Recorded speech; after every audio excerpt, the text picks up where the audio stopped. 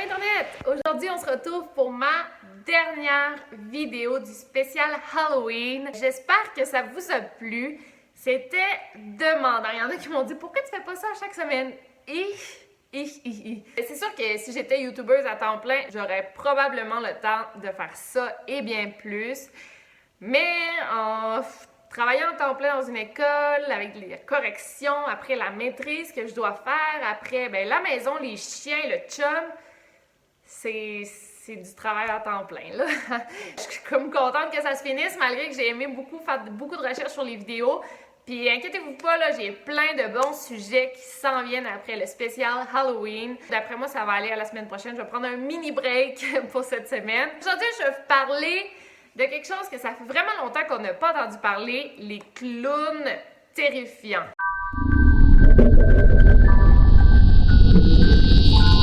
Je sais pas si vous vous rappelez, l'an passé, en 2016, il y avait des clowns tueurs creepy un peu partout aux États-Unis. C'est vraiment un phénomène inquiétant, en tout cas moi ça me faisait peur.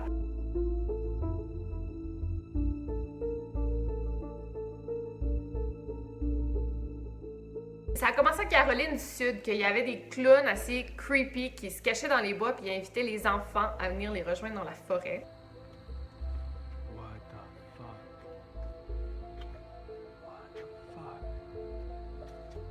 Here's a knife. Dude, what?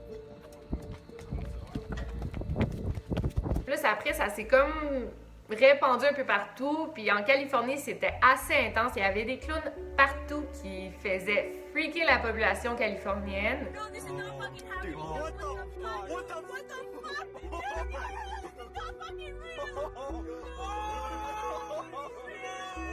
Il y a même des clowns qui ont été aperçus à Québec. Il faut le faire à Québec. C'est vrai, gros, quand même.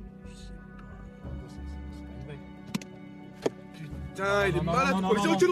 Recule, laisse-moi toi, gros. Je sais pas si vous avez vu It, le film. Je vous le recommande beaucoup, énormément. J'ai adoré. Mais là, c'est comme la folie des clowns meurtriers reprend de l'ampleur avec la sortie du film. Et on en reparle. Mais là, il y a un cas qui s'est passé, ça fait environ 30 ans. L'horreur des clowns meurtriers a pris réalité. Puis c'est le mois dernier qu'on a eu une conclusion sur cette histoire-là. Écoutez ça, vous allez chier dans vos shorts. On est le 26 mai 1990. Il est 10h54 AM en Floride.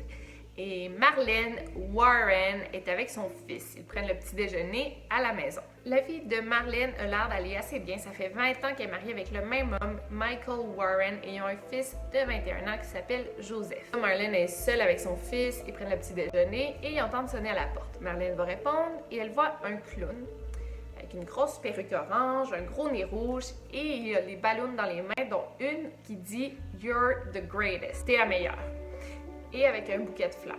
Marlene aperçoit le clown puis elle dit « How nice », genre « Ah, c'est trop gentil ». Et le clown prend un fusil et lui tire au beau milieu du visage. Joseph, il entend le bruit dans la cuisine, il court vers sa mère et la voit couchée sur le plancher qui gît dans son sang. Le clown, tout simplement, s'est retourné de bord, il est embarqué dans sa voiture, il a reculé dans l'entrée et il est parti. La voiture du clown en question, c'était une Chrysler Le Baron blanche sans plaque d'immatriculation. Donc, ça a été quand même difficile de retracer le propriétaire du véhicule. Marlene est transportée d'urgence à l'hôpital et elle est morte après 2 jours au bout de ses blessures. Donc l'enquête a commencé, les policiers, il n'y avait aucune piste, là, vraiment. T'sais, un inconnu arrive chez toi puis il te tue.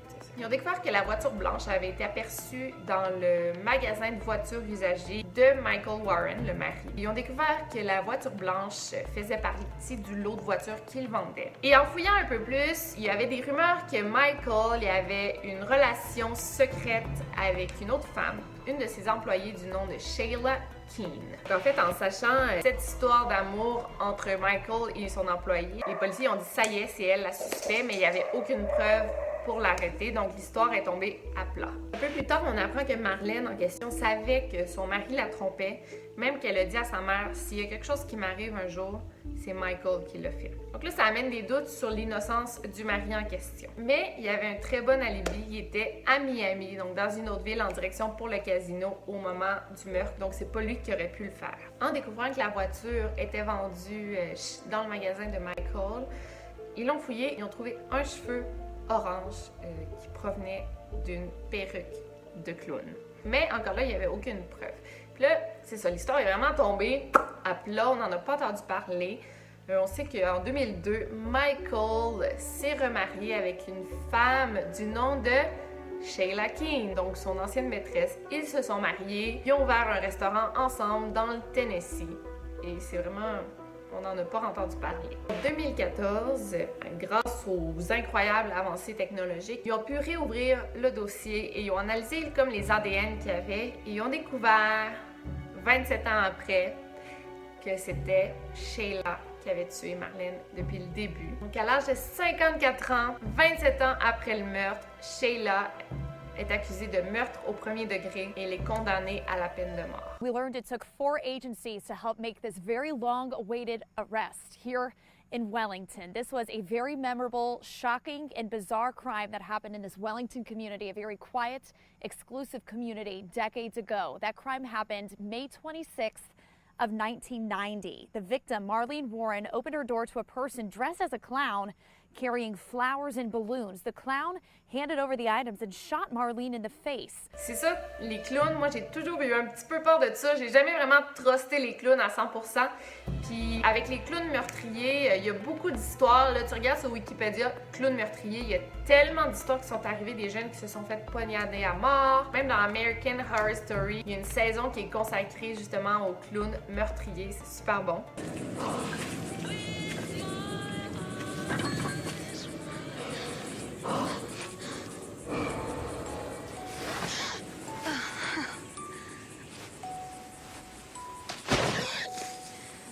For me? Oh, okay.